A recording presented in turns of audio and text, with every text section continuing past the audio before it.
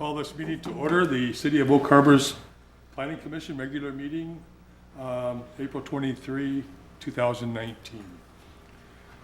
First item on the agenda is roll call. A note that all are present, and I would also like to take at this time, to welcome our newest Commissioner, Tony Bates. Welcome, Tony. Welcome. Second item is the approval of the minutes, March 26, 2019. I'll entertain a motion. I'll make a motion to approve the March 26, 2019 regular business meeting. I have a motion. Second? I'll second that. Second. All in favor? Aye. Minutes are approved. Item 3 is our public comment section. We accept public comment for items not otherwise on the agenda for the first 15 minutes of the Planning Commission meeting. Seeing that there's no one at this time to do that, I'll close that part of the meeting. Item 4 is our public meetings and hearings. The first item is critical areas code amendments, and it will be a public hearing which I'll open after we hear from Senior Planner Dennis Lefebvre. Dennis? Thank you, Mr. Chair, members of the Planning Commission. Good evening. This is the next presentation for our proposed set of amendments to the Critical Areas Ordinance. As Steve mentioned at the March meeting, this is a kind of a separate movement of amendments which emanated from the public hearing which we had with the City Council back in August. There was public testimony that was received issuing some potential recommendations to our wetland portion of the code. Dealing with the wetland buffers, there was a number of recommendations made by the speaker, which basically got the interest of the City Council, and through discussions with the City Council, directed staff to look a little bit deeper into these recommendations to see what might be applicable to include back into our code. City Council, by the way, did adopt the ordinance back in August, but we were tasked with looking at that additional set of recommendations. We did that and have actually approved some recommendations to bring forth. Steve brought a number of those to you last month and went into a lot of detail as to what those recommendations are. And as I like to do is give a brief outline of my presentation tonight. And I'm going to just briefly address again the proposed amendments that we're looking at. Provide a staff update since last month, and then also discuss the remaining steps in this process. As Steve did an admirable job last month in really drilling down into some of these recommendations, a lot of them are providing flexibilities to our development, which might impact wetland buffers. The first one is an innovative development design. It's basically a new section that we're proposing. Another recommendation that staff is making to amend our code is to identify if there's a development that's impacting a wetland buffer, that they provide, they can provide some mitigation to another wetland that has a regional benefit. There was a target mitigation where if there was a wetland buffer that was impacted, and the compensation for mitigation for that impact was to another wetland that actually increased the category. Our code indicated that the buffer would have to increase to meet that category of upgrade. We are recommending, or had recommended in our ordinance, to remove that or change the wording so that that disincentive was removed. We also addressed drilling portals, which means we didn't allow any type of utility drillings in buffers. We changed that language so that we actually will permit that based on a critical area study and report.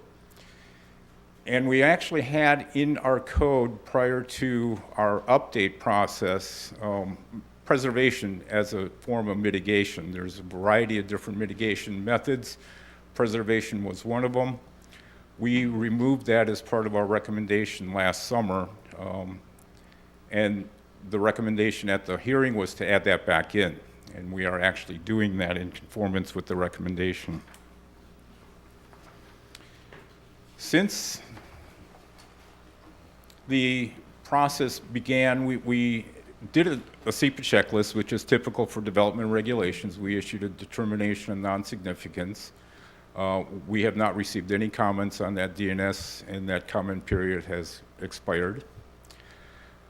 We also, as a mandate for us, anytime we do a development regulation amendment such as this, we're required to send the notification to the Department of Commerce.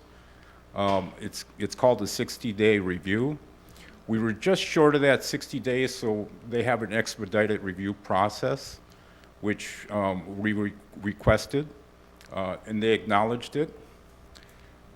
Just the other day, actually yesterday morning, I received an email from the Department of Ecology requesting additional time for review of this proposed amendment.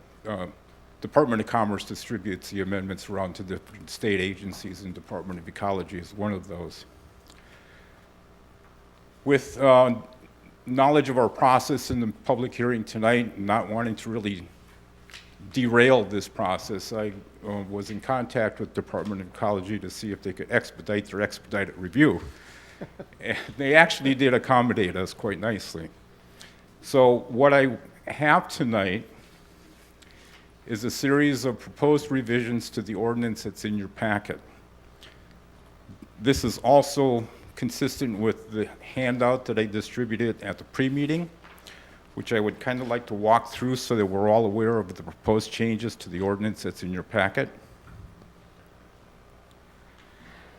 Item number 1, which is identified on page 14, and that's the packet page numbering.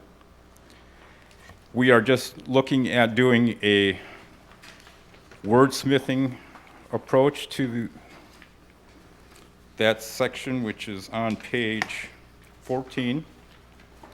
Deals with the innovative development design. We are looking at revising the wording that's under subsection 1, the last sentence.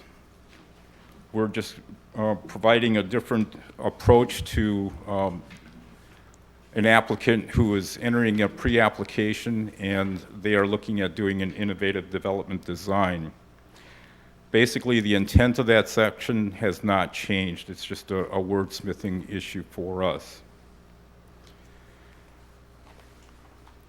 As you can see on the handout, the change is reflected by the strike-through of that last sentence and the new wording under replacement language. Item number 2, which is on page 19, and I'll entertain questions after the public comment section is closed. Under page 19, this was actually a Department of Ecology addition, and that's dealing with that wetland mitigation that provides a regional benefit. And again, these page numbers are on the packet page numbers. What they requested to see was the addition under item C, Roman numeral 3, to add "and tribes" at the end of that sentence. We've had "and comment by public agencies with jurisdiction and tribes" was Department of Ecology's recommended language. Also on that page, this was probably the most significant revision requested by Department of Ecology. It deals again with the target category of for the buffers, where we would allow the disincentive, so to speak.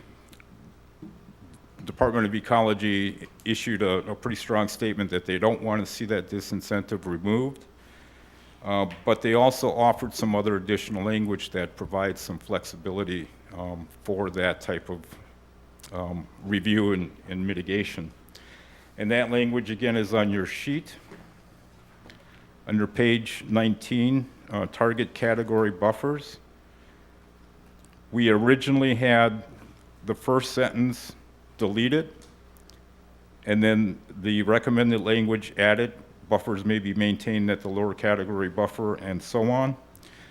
The replacement language actually reinserts the original statement that we had in our code prior to this set of amendments or this ordinance with the ecology language of, or the buffer can be determined on a case-by-case basis where it can be shown that the buffer is protective of the functions and values of the compensatory wetland, which I think it essentially says the same thing that we had in code anyways. It still allows some flexibility for that mitigation. The last change that was recommended by the... Dennis? Yes. I see the addition. Are you striking buffers may be maintained at the lower wetlands, that last sentence? That will be struck, Okay. yeah. And then we're reinserting back into our code, buffers shall be based on the expected or target category of the proposed wetland mitigation site. Okay. That was a statement that was deemed as a disincentive by the commenter at the public hearing.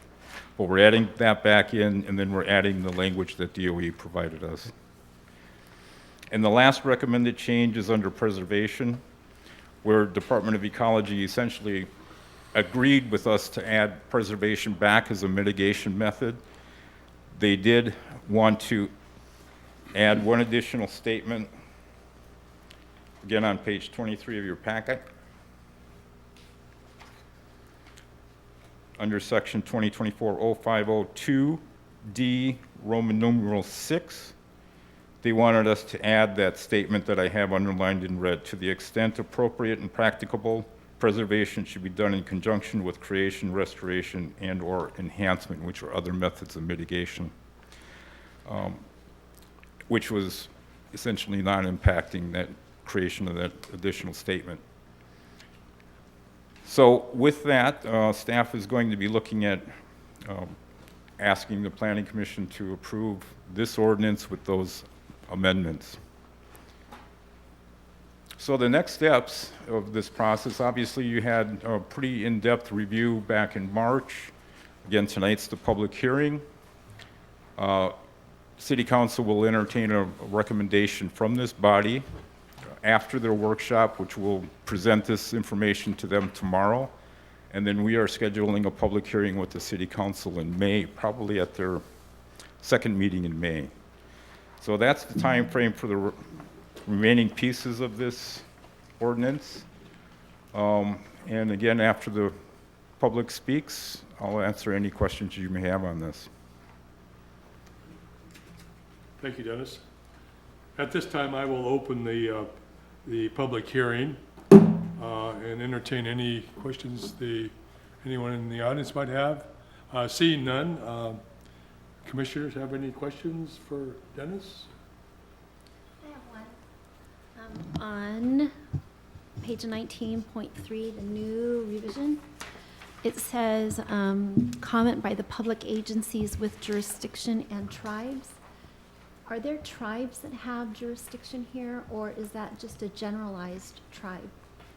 I think it's just a generalized tribe, that there's a number of different tribes that may have interest in certain aspects of this. Steve, I don't know if you're any additional comments? I think lost my place. Agencies with jurisdiction, you don't view the tribes as an agency with jurisdiction, but they certainly have areas of our state where they have historically had an influence, or where they have historically lived. And so we would, as part of our SEPA process, we're actually required to send SEPA checklists to those tribes that either have told us they are interested in our area, or we know that they are. And so it's not really obviously an agency with jurisdiction. They have no permit authority over us, but we have an obligation to coordinate with them, and I think that's what they're getting at. I guess my concern, just because of how I initially read it, is that because it has no qualifiers around tribes, that any tribe could come in and kind of make a statement. I don't know if that's allowed. It is, just like any member of the public. In theory, somebody from the east side of the state could comment. Okay. An average citizen from Spokane could see something on an agenda and send us a comment. That never happens. And typically, we would get comment from the tribes which had a historical presence on the island. Okay, But once we get beyond that, we've not seen their interest in our internal matters. okay, thank you. I think from my standpoint as well, I've been working on this project for a number of years, as you all are aware. I think with the Department of Ecology review, we've reached that nice medium from the recommendations that we received in August to the comments from the Department of Ecology that we can certainly live with as part of our critical areas ordinance. Okay. I had a couple questions. There's this section with the amendments on the regional benefit, which is in the packet on page 19. If I'm reading this correctly, the director will have authority to reduce the width of the standard buffer if the wetland is of regional benefit. That seems a little backwards to me. I would think if it was important regionally, it'd be more likely to be an increased buffer than a decreased one. So maybe I'm just muddled on that. Can you kind of give an example of where that might come into play? Well, I think we don't have a lot of instances in the city where a regional wetland exists. I think of the one at Northeast 7th Avenue, possibly the one on the Fredden's property. Right. Might have regional impacts. I think it's more from a hydrological standpoint, where if there's compensation to that regional wetland that has already established a restoration plan or a mitigation plan, there could be additional benefits to that wetland. I don't know if that gets to your question or not, Commissioner. I'm not, it seems to me if it's a regional importance, more importance to more than just the city, that'd be likely to require a larger buffer. And this is actually giving flexibility to the city to have a smaller buffer in that instance, which just struck me as a little peculiar. I think it's location-wise as well as function and value of the wetland. Okay. If there's an area of a wetland that could be enhanced by compensation, if the impact to the development in that buffer area doesn't decrease that, there's actually going to be an enhancement to that entire wetland through the compensation or mitigation. Okay. All right. If I could tag on to that, I think that there's, in general, isolated wetlands may actually need their standard buffers more so than ones which are larger, hydrologically connected to others, because they may actually need all of that buffer area for the health and the function of that wetland, whereas something which is part of a larger system could maybe actually sort of physically stand the reduced buffer, assuming that all of these conditions are met. Oh, I see. Because it has the, sort of in layman's terms, it has the wherewithal because it's part of this hydrologically connected system. Whereas Okay. if it's just this thing all by itself, it probably needs everything it can keep. I see. Okay. Thank you, Steve. And then over here on page 22 of the packet where you're talking about preservation, and there's paragraph D has 6, now 7, I guess 7 already, subparagraphs. I think that I know the answer to this, but I just want to be clear. Permanent protection of a category 1 or 2 wetland and associate buffer at risk of degradation can be used only if, and this is all of these pieces below it are true, not just one of these pieces are true. That's correct. Okay. I thought that was likely to be the case, but just wanted to make sure. That is all I've got, Mr. Chairman. Okay, thank you. Thank you. Any other input, questions, commissioners? Okay, if not, I think at this time, let's see, we entertain a motion. I have a sample motion on the, It's right there. Mr. Chairman, I move to recommend to the City Council approval of Ordinance 1874, amending chapters 20.12 and 20.24 of the Oak Harbor Municipal Code. Mr. Does that Chair, if include- I may add, Does that there's, include all the amendment? No, that would, Oh. yeah, it would need to be as amended by staff this evening. I withdraw my motion. Well, you can redo the motion. Okay, let me take another stab at it. Just take it. We don't stand on ceremony. I move to recommend to the city council approval of ordinance number 1874 as amended by staff. I second the motion. Have a motion second. All in favor? Aye. Opposed? Motion passes. Thank you, I will at Commissioner. this time close this part of the public hearing. Nice job, Dennis. Thank you. So Alan, you get two shots at it. Third time you're out.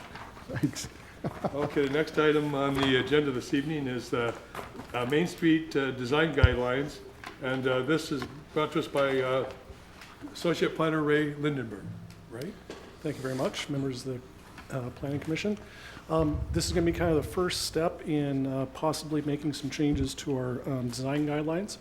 We've been, excuse me, we've had a submission from the Main Street Association that has a proposed set of guidelines for the downtown area. And so we've taken a look at that, and we're going to present that to you this evening, along with what our existing design regulations and guidelines say. And so we'll have a little bit of a discussion about that and kind of get some guidance from you all as to what should be the next steps in this process. So I'll go through a little presentation here. If there's any questions as I go along, just let me know. So what we have, like I said, is developed a draft of the design guidelines that they wish to see incorporated into the city's design review process. So we're going to present it here tonight. We're going to take a look at our existing DRG document. And that's what this is right here. It was first adopted in 1998. Revisions were done in April of 2006. That's what we're working with now. It's divided into several sections. There's many different topics in here, so I'm going to try and organize it best as possible and give you a quick rundown of what's inside that document. So we've got three questions: why, when, and how. And this document will address some of those things. First of all, is the why. To meet the community goals set through the comprehensive plan process. When we go through our comprehensive plan process, we talk about aspirational things for the city. What do we want to see in the future? What are some of the neat things that we want to preserve and add to the city? And so some of those things include the idea that we have human-scaled development and people-oriented development. So we have sidewalks and we have connections for pedestrians to go through, and we aren't dominated by huge parking lots and ugly blank walls and things like that. Our development is neighborhood appropriate, that it fits in with the existing fabric of the community. And we build on the history of the community through our design and our architecture. And also that we address the public areas and the private areas both. So when do these requirements and regulations come into play? So generally what we're dealing with is all new construction. Anytime you have a new building, anytime you're adding on or doing additions or changes to a building that's more than 60% of the value, which happens pretty quickly, especially when you're dealing with an older building that might not be worth a lot of money. If you're doing significant exterior renovations or even interior renovations, you're going to run into that 60% pretty quickly. So we have some examples here. We have the Banner Bank building. We have Harbor Station at the corner of Northeast 7th and the Highway. We have the new Savvy Bank, which is currently under construction. And we have Whidbey Island Place, which will be under construction soon, which is down on the south end here across from the Safeway Shopping Center in that empty parcel by 7-Eleven. And then as an example of renovation addition project is the Cucci Real Estate building that's right down on Pioneer. The how question. How do we apply these appropriate sections of the DRG? Now, each section addresses specific portions of development for locations, design, and all sorts of different items in there. So the actual document is organized with these 6 different categories. We got site plan, we have car-oriented commercial, neighborhood context, multifamily residential, landscaping, and variances. Now these all kind of sound like they're all over the place and kind of scattershot, which is kind of true, but they do address a lot of the different aspects that we have with design within the city. So the first one, site plans. So we have a number of different subcategories within the site plan section. We have the buildings. Now some of the highlights from within that building category are human scale, windows that face the street, design elements that face the street. You have your front door to a building facing the street. You have greater architectural emphasis on the front of the building for that, that public presentation. Materials on the building that fit the environment, that fit the Northwest environment, that fit the neighborhood also. Complementary patterns and to neighboring properties. If you have a building that has a certain rhythm of windows, then we continue that rhythm through, or we continue the number of floors and the fenestration, how the windows are laid out. The design of the building is complementary to the neighboring properties. Breaking up long walls and roof lines, so we don't have just long straight walls or long roof lines, ridge lines that all just continue on and on. We break that up, make it smaller, make it more pedestrian friendly on a smaller scale. That's a little bit friendlier to people walking. We have streets. That one's kind of not really taken in a lot of projects because we don't have situations where there's going to be streets involved within a project, right? So a lot of the detail that comes into that plan shows parcels that are up on the Midway corridor where there aren't a lot of blocks. You have the blocks between Midway and Kettle Street. There's not a lot going on there, so it talks about breaking those up and reintroducing a street grid. So that's one of the things that we talk about also is reintroducing a street grid to allow for greater pedestrian access.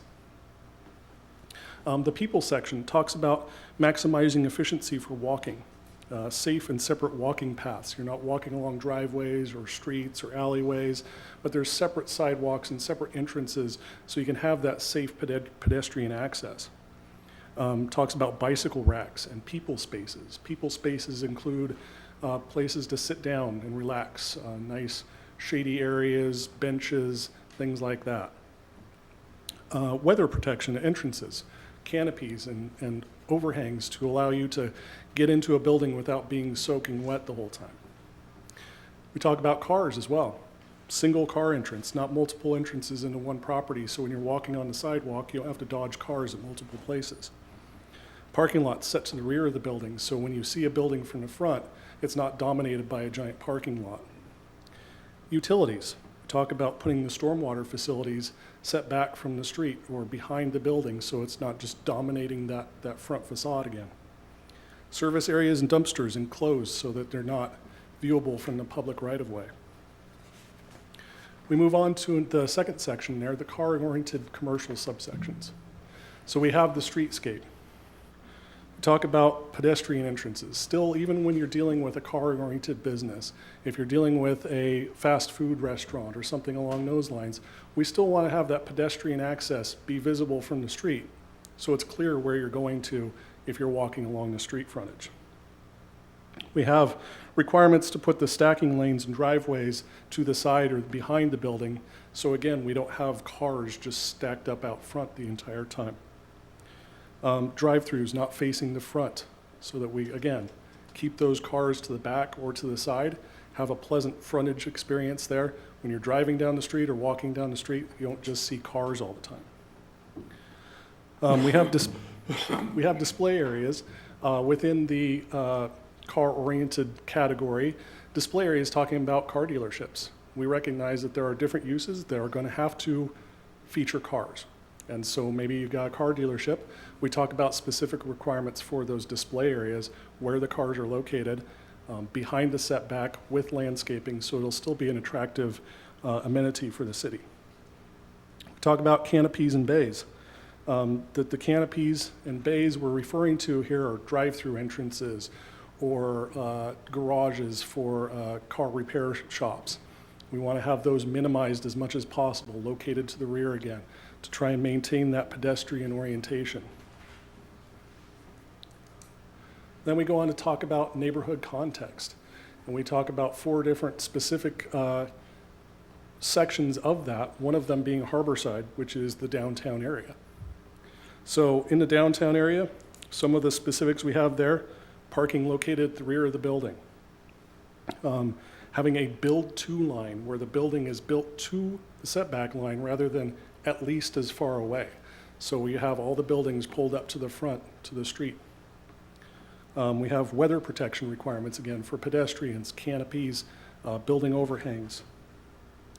Awnings and canopies complementing the design are recommended for this area. Building entrances recessed into the building as a historical precedent. You see a lot of storefronts with the entrance actually set back into the building itself. And complementary choices for materials, scale, proportion, and architectural detail. Talking about using similar type building materials, brick and things like that, that are historically utilized already in a downtown area. So we also have the SR20 area, which follows the Heritage Way plan. We have Midway Boulevard, which, again, talking about reintroducing the street grid in that area. But it is interesting to note that the harbor side has the most detail of all these sections. You look at the actual document, and DRG document, SR20 Midway Boulevard, very brief. The harbor side area has a lot of detail because there's a lot of detail involved in developing that area. We have the multifamily residential subsections. Again, we talk about buildings, entrances at the front, maintaining a neighborhood context, making sure that the design fits into the neighborhood with regards to the materials and the structure of the building itself. We talk about people spaces, human scaled lighting, talk about cars, where they're located, minimizing garage entrances, locating the parking lots to the rear again.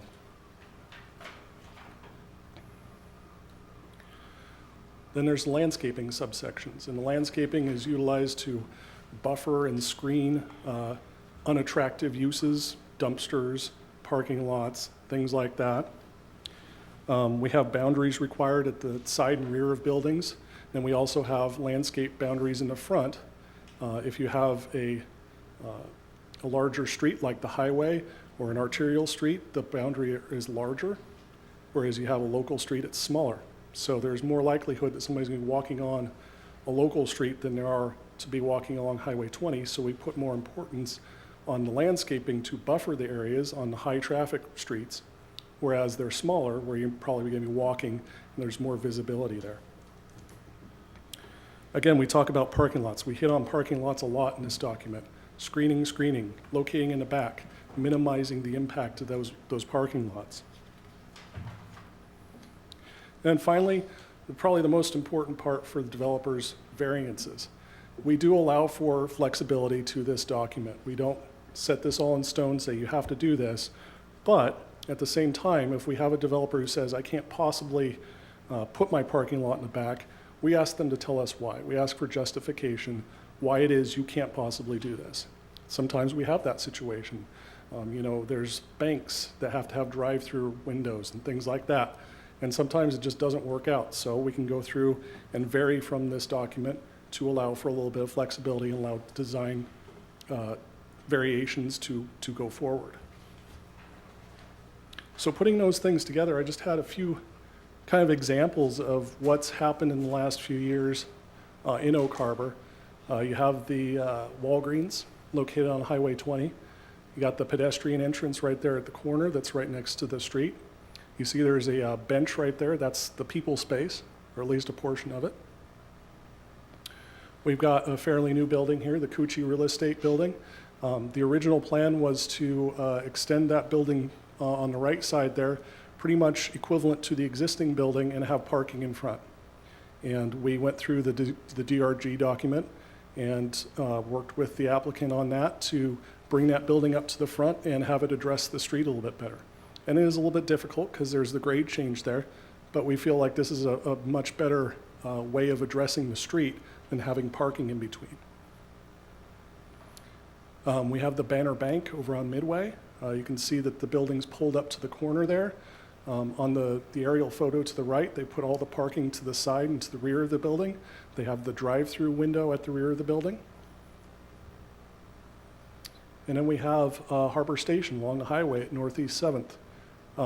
That outdoor area is a nicer outdoor area than there has any right to be, located right on the highway like that. It's really nice. They've got the trees, they've got the landscaping.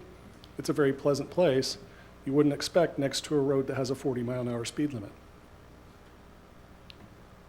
So, moving on to the Main Street Association proposal. They gave us two different pieces of the document. The first portion is a text section that talks about a lot of aspirational and guiding principles within this document. It says that the design guidelines have been developed to assist design professionals, developers, and new projects and owners wishing to renovate or upgrade the property to meet the requirements of the CBD zoning district and become a part of the active and re-energized historic downtown.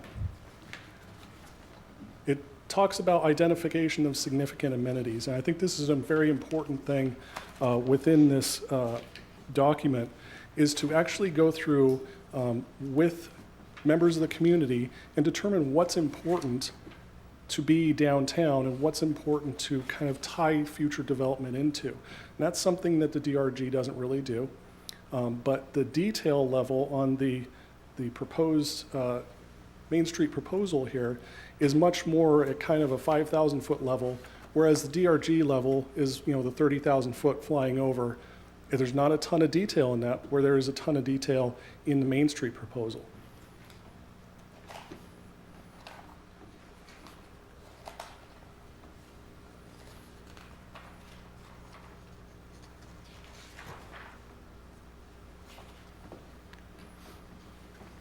So the organization of the text portion of the document talks about introduction, talks about general goals and strategies, implementation, major elements in the historic downtown. And it breaks those up into several different items there. And it talks about tools and examples. And one of the things that we did notice when we were reviewing this is there are a lot of things in these two documents that talk about design, and there are a lot of things that also talk about zoning and uses. And what we wanted to make sure was that we're kind of separating those two things, because the DRG talks specifically about design, whereas our zoning code talks about uses and zoning. So we want to make sure that everybody understands that there are kind of two different things going on here. And if we need to have a discussion about zoning and what's allowed in the CBD, we should have that discussion just in a separate time, because if we come up with a document here, it needs to be able to kind of function in a way that's not muddled together. So we have design issues and we have zoning issues. So we move on to the second document that they gave us, which is kind of a graphics document that shows some of the different examples of what it is that are viewed as positive attributes of a design context. So you have things like color, detail, texture, pattern, rhythm, edges, human scale and streetscapes, building facades and details, landscaping, signage, display windows, street furniture, public art, awnings. And so, having gone through that, we can see that there's quite a lot of overlap between these two documents. Both documents talk a lot about materials and how they relate to neighboring parcels, how they relate to each other. And so the question is for us at this point is, how do we want to handle that overlap? We have a certain amount of design criteria content that fits between the two. It's the overlapping Venn diagram. So where does it end up going? Do we move that overlapping content and beef up the requirements of the DRG? Do we add more detail? Do we talk about some of the more granular stuff that was in that graphical section and the text section of the Main Street proposal? Or do we create a whole new document that fits on its own, that kind of goes off to the side there for just the Main Street area or the downtown area? So that's kind of where we're at right now, is we're asking for opinions and ideas of how to bring these things together, what we should be doing with some of the information, the ideas that came from Main Street. We feel like they're all great ideas. We're just kind of at a point where we need to figure out what we're going to do with those ideas. So as far as the process going forward, we want to discuss and prioritize the wants and needs for the downtown area. We'd like to get public and planning commission input. We'd like to identify a landing spot for any new regulations and guidelines. And then we're going to move forward into writing any new or updating any existing text and graphics information that we need to do. So at this point, I'd like to kind of open it up to the planning commissioners to discuss any ideas and thoughts we have going forward, and also encourage you to review both of these documents and provide me any information you have through email in the coming days and weeks. It's a lot to digest, It is. and then some. So, Mr. Chairman, if I may, I know that we have the Executive Director of Main Street in our Yes. audience tonight. Yes. And I bet that he has something he wants to say. Perhaps. And this would be the appropriate time. Thank you, Commissioners. Thank you, Steve, Blaine. I appreciate the opportunity to be here tonight. Ray, thank you for that wonderful presentation. Very thorough. Looking at the design guidelines, the second major paragraph below the 19.2.3 purpose intent, it says the following design guidelines have been developed to assist design professionals, developers, and new projects and owners wishing to renovate or upgrade their property to meet the requirements of the CBD zoning district. I think it's important whenever we're talking about beefing up the design guidelines for the downtown area, for the central business district area, to keep in mind that the opportunity zone was recently implemented for Oak Harbor, which includes part of the downtown area. So for future developments, to have a beefier, more sustainable guideline system, I think is just being proactive in finding these new guidelines and keeping it separate, guidelines and ordinances. And again, I would welcome any questions, concerns, and conversation in regards to these proposals. Go ahead. My first question is, I'm looking at some of the pictures here, Sure, and one of them you have a restaurant with, the cafe outside out front. sure. Our sidewalks aren't that big to allow for a cafe or a sitting area. That's Are they? true. Or are we gonna, In some areas, they would be big enough, okay. and then in some areas, they wouldn't be big enough, just depending on the location of the restaurant in question. For instance, just in the downtown area on Pioneer Way, there would be two restaurants, and I don't want to necessarily identify them at this time, but two restaurants simply across the street from each other, where one, I believe, would impact the ADA guidelines, and you couldn't pass those guidelines with an outdoor cafe, or the other one could do it with no problem. So it just depends on the location of the restaurant, I believe.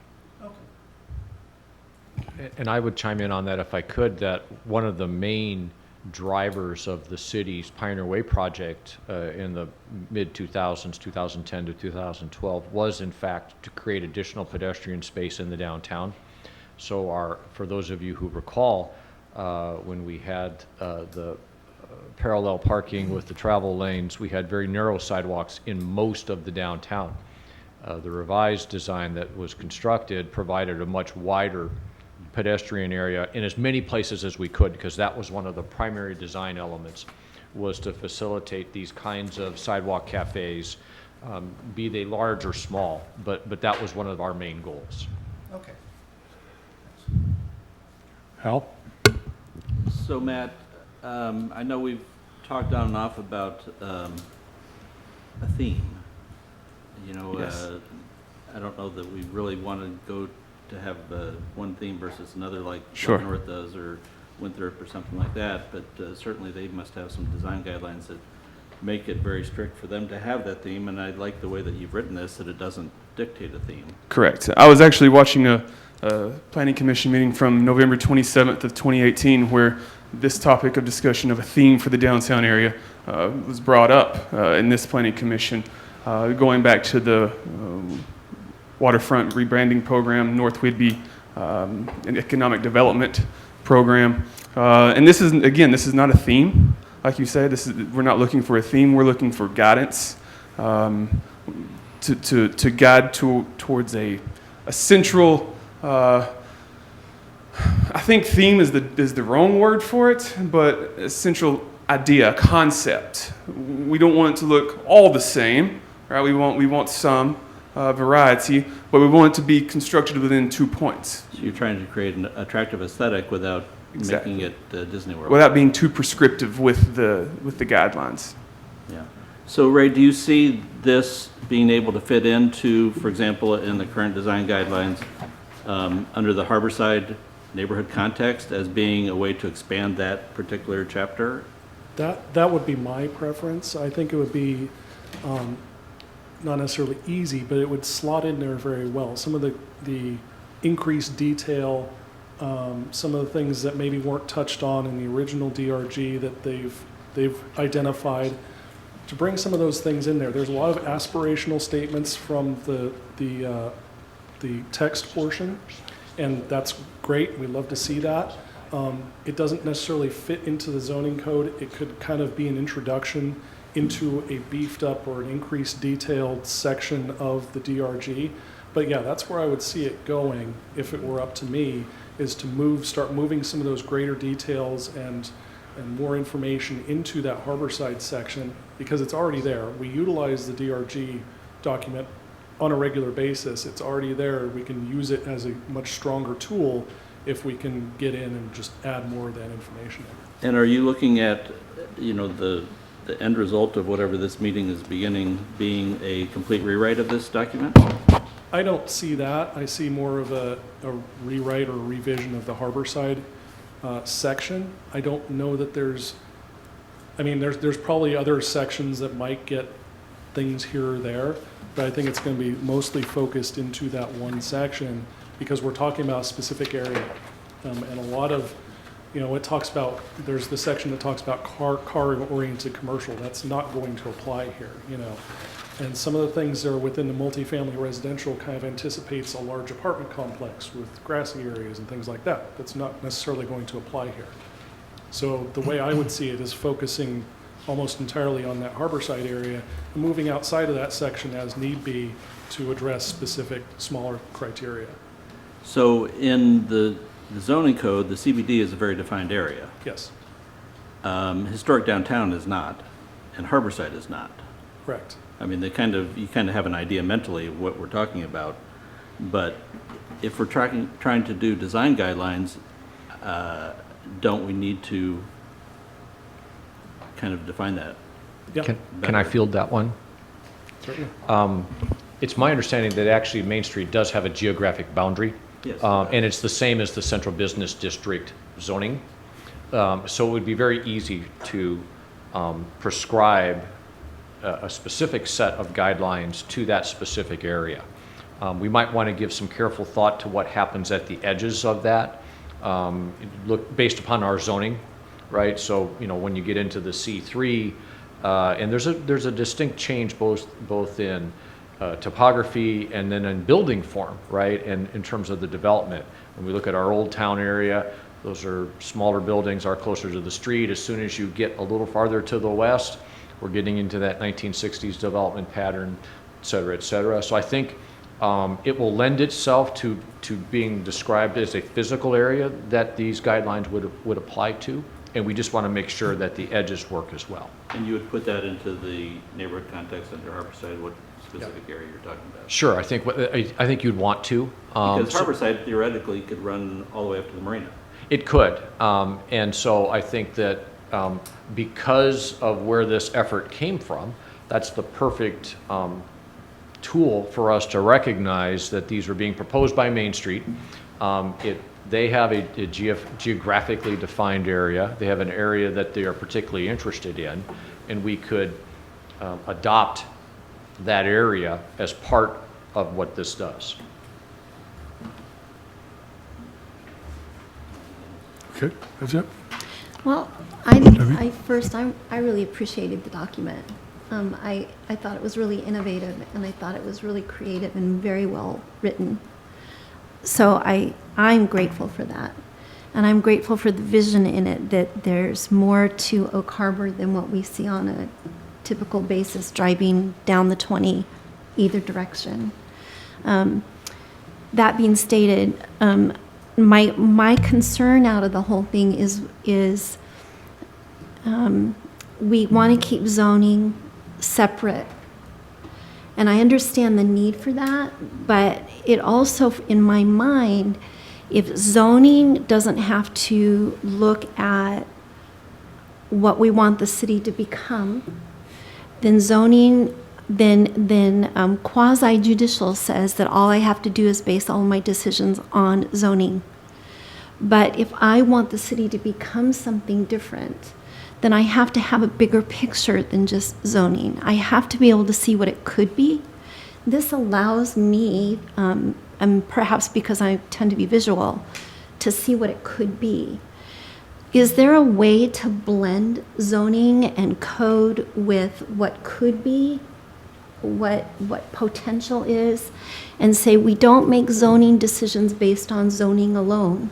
We make zoning decisions based on what that particular street could be. So I don't know if I'm communicating this very well. I just see that when we have separation from ideas, then sometimes one idea dominates more than the other. And it's kind of like the one with the biggest voice wins.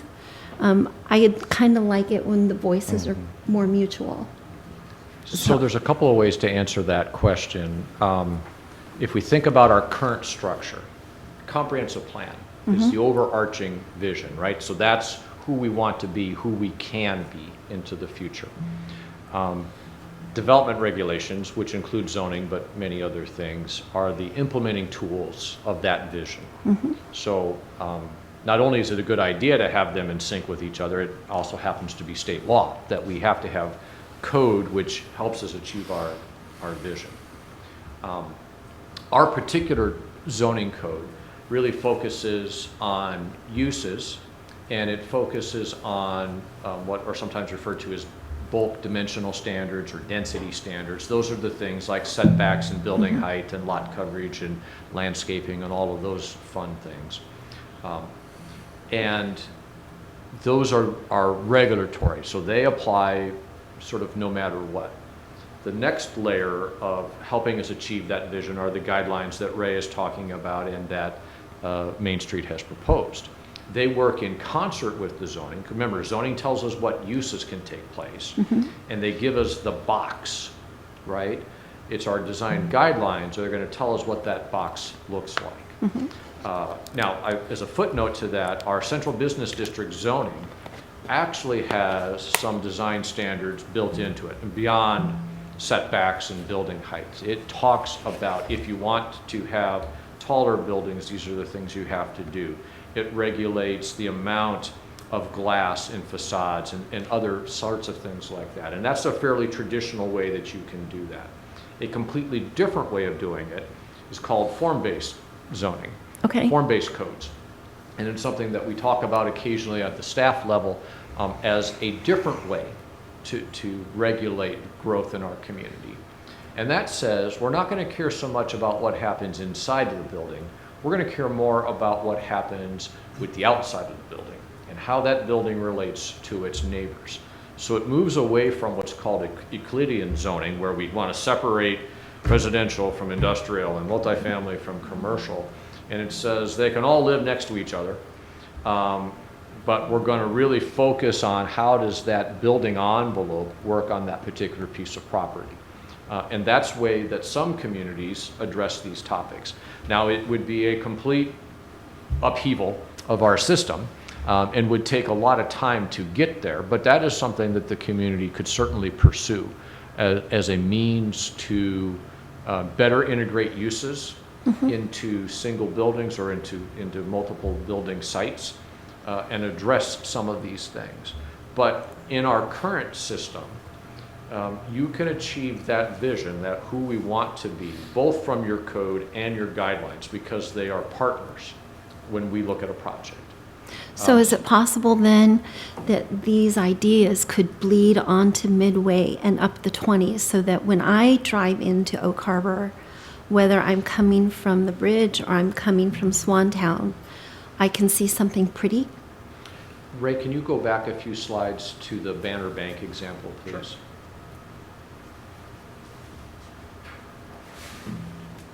So I think this is a great example, and if, I'll just stand up and point to the screen behind you. So, and we've talked a little bit about this in a one-on-one conversation, which is the timing of, when timing of development takes place in our community relative to when we had our standards. So if we look at what's on the highway, a lot of the things that are on the highway are a product of the 60s and the 70s. And that's going to have your car-dominated environment with large parking lots in the front, the store set way, way far back. On this one slide, you see an example of 1990s development and then a later development. So this particular building is the old style, right? And it's relatively new, and I won't name what that is, but it's relatively new. We probably all know which one that is. But building is set back, the street is dominated by the parking lot. Yes, it's well screened and there's a fair amount of landscaping, but you still have that separation of the use. And maybe not a particularly attractive as you're driving up and down Midway. When we look at the Banner Bank example, this is a product of our new guidelines, the 2006 version. Now we've got that building up to the corner. There's a presence on the street front there. You have an entrance which is focused to the street, a pedestrian entrance. Yes, we have to have some parking, and this is where Ray said, was talking about balance, right? There's a give and take. You can't just put it all behind the building because it wouldn't all fit. But the majority of it is behind the building. And so you see a better relationship between this building and the street and the pedestrian, and that gives you a different feel as you're driving down the street. So our current guidelines produce products like that, or like the Harbor Station project. What happens is that communities are built obviously over decades, and so we have some things out there, and there's another great example of the Harbor Station project, with most of the parking behind, a strong presence, and as Ray said, an outdoor area that by all rights shouldn't work at all, given the size of the road that it's next to, but it works very well. And even on crummy days, you see people sitting outside along that particular street frontage. So we can achieve these things with our current guidelines. How much better can we do when we beef them up in certain special districts is what we're working on right now. Thank you. So are you thinking of a timeline for working on this? Yeah, my thought is to get some of what the Main Street Association has put together, kind of work it, massage it into our existing DRG, and like we're saying, beef it up, make it better, make it stronger, make it more clear, you know, however you want to state it, and then come back to you probably next month with some ideas and some, maybe a draft of those ideas, and where we're headed, what we're thinking, and then be able also at that time to kind of talk about some of the stuff that we might have to separate off, some of those uses and things like that, and where those might land. Okay, so I have two other questions, because I do. The first one is, will there be any kind of or is any thought toward on that street, even a welcome center and a clean bathroom? That if I'm walking up and down Pioneer, it would be kind of nice to know what's going on in this little city, especially if Pioneer is really pretty. And if I decide to get a coffee, I need to stop. Where am I going to do that? So one of the things I really appreciate about Arlington is they have a really neat welcome center, and you know that if you go in the bathrooms, they're clean. It's just kind of a nice thing. So that's vision, right? Those are the kinds of things that get to what are the components we want to see in the downtown. Okay. The design guidelines are used when someone's already made a decision. All right. Building owner A wants to upgrade the facade of his building. And now we have enhanced guidelines. He knows what he has to do in order to do that facade remodeling. Or property owner X has a vacant property in the downtown and they wish to build a project. They will now know what sort of guidelines to that they have to follow. So they know that they have to follow code and they know that they have to follow zoning restrictions. So are you kind of telling me then that they're also going to have to follow aesthetic guidelines? They already do. Okay. The part that I want to be certainly that we're clear about and transparent about is that guidelines are guidelines. Okay. They do not have, by design and by purpose, they don't have the formality of zoning code. So that way there's flexibility for both the city and the applicant to work out those design issues. Because we have to balance everything on that particular piece of property.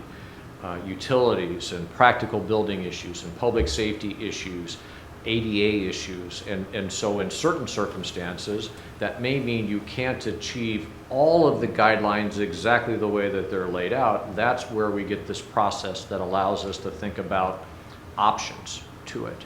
But they are absolutely required to demonstrate how they're going to meet the guidelines or to seek a relief from it through our identified process. Okay. Yes. So there'll be continuity then on Pioneer Way. Yes, but again, back to the question about theme, it's not about saying that it's all a Pirates theme or it's all No, a whatever, But right? continuity and theme are not the same thing anyway, Right, I'm just right? wanting to make sure that my answer is clear, which Okay. is, it's about character. I think that's a great word to use because when you look at the pictures that have been proposed by Main Street or the concepts, it's about a particular kind of character. It's pedestrian scaled, it's human scaled, it's attention to detail, it's the appropriate use of color and signage and architectural detail as opposed to blank wall facades or facades without openings in them, right? And so the sum total of all of those things results in a particular character of project. And while this project may look different than this project, their characters will work together. I think that's what our existing guidelines would yield, but when they are enhanced through this effort, we should expect that that will be even more so. So your question about bathrooms and a visitor center, that's not a guideline question as much as it is perhaps what are the components that should be in our downtown and who will be responsible for providing them. So these apply when someone's made the decision we're going to build. Now we know what to do. Whether or not someone wants to build a visitor center or whether the city wants to install separate restrooms on Pioneer is a different kind of question, and it's answered in a different venue. All right. Thank you. Matt, did we cover things with you? You got kind of pushed okay. away for a second there. I want to make sure you've Yeah, I communicated what you want to communicate. Yes, sir. So I think what we were Thank you. looking to hear, I think we're getting some general consensus from you folks that you're comfortable with the idea of taking the Main Street proposal and putting it into the existing document. I mean, that was the big question for Ray and I. Should we pursue putting it in, should staff pursue putting it into the existing document, or did you want to see it as a standalone document that we also maintain and bring out as part of the process? Kind of sounded like maybe you're more interested in incorporating in the existing one. Is it going to spill into all of the other areas of concern in the city? Ray, how about you feel that? You know, the SR20, the Midway, Yeah, I think if I were going to throw out an educated guess, that 90% of what's in the Main Street proposal would fold into the quote Harborside area. And some of it might bleed out into other portions of the DRG, but everything I think that they've done will fit in the DRG, with the exception of some of the zoning, zoning and use kind of questions, which we can address, just not in the DRG. So I think it fits in there well. I think it folds in nicely with the rest of that document. But, I'm sorry, Ray, wouldn't it be better to have a standalone document just covering the one thing for downtown? That way, if someone's not digging through, say, 40 or 50, 100 pages of document trying to find what specifically covers downtown. If we have one document that specifically covers that guideline, Wouldn't it make it easier for everybody, especially a new builder? I'm glad you asked that. To me, from a planner's standpoint, we have a whole bunch of different documents, right? We've got binders for zoning and DRGs and whatever else. Right. To me, that's adding another binder, another separate thing. Okay. Whereas we have a chapter in this document already, and it's not a huge document, it's actually pretty thin. I mean, it hits a lot of different topics, but not in great detail. And if we add that detail into that particular section there, I think it accomplishes the same thing. And if we do have somebody who comes in and says, hey, I'm looking at developing this property on Pioneer Way, we direct them to, hey, look at our design regulations and guidelines, pay particular attention to this chapter, but there are other issues that might be in other chapters of it. And I think that serves the same function. I think it gets where you're going as far as not being confusing. I think it makes it a lot less confusing for me personally, but I think it makes it easier for the general public as well to be able to just turn it to that page and say, okay, here we are. So, All right, thank you. yep. Any other questions, concerns, comments? Sometimes I'm like Winnie the Pooh, I'm a very little brain.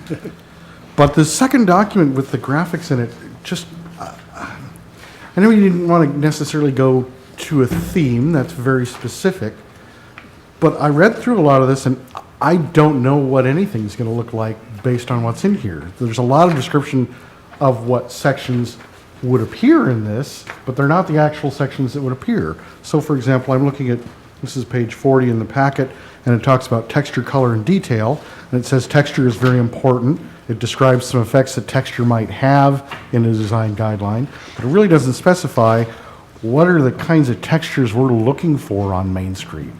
And so I don't really feel like I have a good sense of what the good folks at the Main Street Association are trying to get to from this. This sounds like a plan for a document rather than the actual document. Am I just missing the point? Well, no, I don't think you are. I think from my standpoint, when we talk about different concepts and different ideas, they're kind of, nebulous. They're out there, right? It talks about our existing document and this document both talk about rhythm and pattern and stuff like that. So those are kind of concepts, and it might change block by block. You might have a block that has buildings that are generally 20 feet wide and 2 stories tall and have X number of windows, and then maybe the next block it's 3 stories or whatever. There's a little bit of difference there. And so the context is, I think, really important there. And also, I think that neither of these documents are talking, we talked about themes, right? So neither of these documents are really touching on those, which I think is a good thing because it allows for the creativity, and good design is good design. Sure. If you build a building out of brick or if you build a building out of wood, either one can be good design and either one can fit into the context of the neighborhood. It's just how it's all assembled. And I think both of these things allow for the creativity of the design professional and the person who's thinking about these things to kind of flex their creative muscle and think about how am I going to make this fit in here without being prescribed, well, you're going to use this color brick and this color trim and this size window and whatever else, because that gets really prescriptive. It takes away that creativity, and honestly, I think it makes for a less interesting place. I think one of the neat things about Oak Harbor in general is kind of the funkiness, some of the different design styles and things like that, but how it all works together, I think is a good thing. So we may need to add some statements to put a point on some of those things. I understand your comment, and I appreciate Ray's answer, which is we really want, I think sometimes the best guidelines leave as much as they can up to the design professional. Sort of we set the framework that they operate inside without telling them how to do their job. We may need to have some sort of summation statements for some of these concepts in here to really emphasize what the main point or points are to make it a little easier for them. But again, 2 schools of thought, right? At least 2 schools of thought. Describe what it is you're looking for, set that box, let the professional go. Or say, you have to choose 3 off of this list of 7. You have to use this, this, and this. Sure. You can only do this, and I think we've probably all been in those kinds of communities. Leavenworth is the prototypical example in Washington State, right? there is, there's a rigid rule, right, down to signage, right, and to the colors and the details and all of those things. That was a community choice that they made, and they put in place the rules, and if you're gonna build in Leavenworth on that street, you're gonna follow that rule, right? Yes. That's the other end of the spectrum. Oak Harbor has always avoided that end, and ever since they've had guidelines, our first set was actually that laundry list. Do 2 out of 5, 3 out of 7, and it yielded not great results. And so in 2006, we moved more to this describing the things that were the good components of design, or components of good design, I should say it that way. Okay. This work that has been done by Main Street really supplements that, because it talks about some of these concepts a little more in detail. We may need to fine tune it just a little bit so that when Ray sits down with an applicant, it's easy to talk about what we expect. Right. Because that's the other part that we haven't really talked about. In a development review process, in a quasi-judicial process, or even at an administrative level, if it's too nebulous and we keep saying to them, that's not quite it, go away and do it again, sooner or later we get into trouble with that, Yeah. right? So we want to leave flexibility, but we have to have enough detail so that the professional knows what to do. It can't be so flexible that it's a moving target. Right. Yeah. And maybe if I were a design professional, I'd have picked up on more of that, but this feels like there's not enough here for me to know where you're going. And I can understand that, but I think there's some really good bones here to work with. Okay. And just some additional statements here and there will, I think, tie it all together That and make it might very something well that be. is good for the community, but also implementable, if that's a word. And then the other, you mentioned this is for new build. So what about the buildings that we have that need to be painted and you can see the flaking paint and the exteriors look a little crumbly or the awnings are ripped? Is there a way that those upgrades can be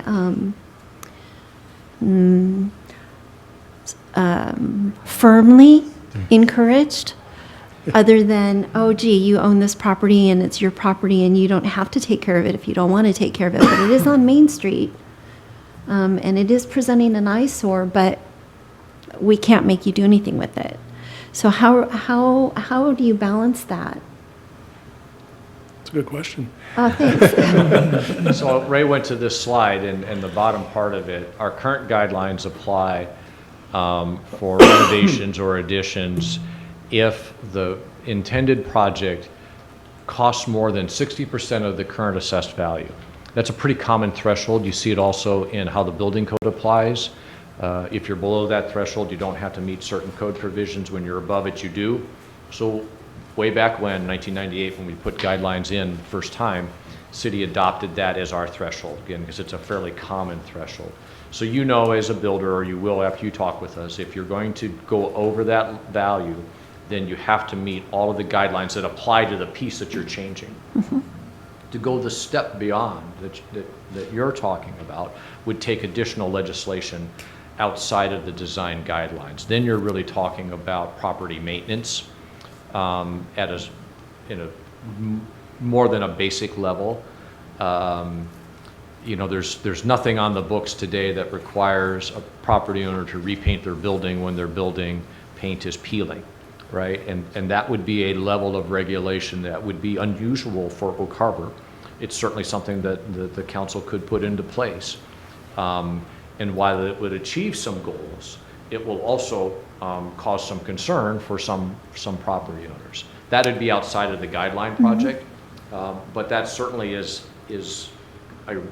on the spectrum of things that could be done.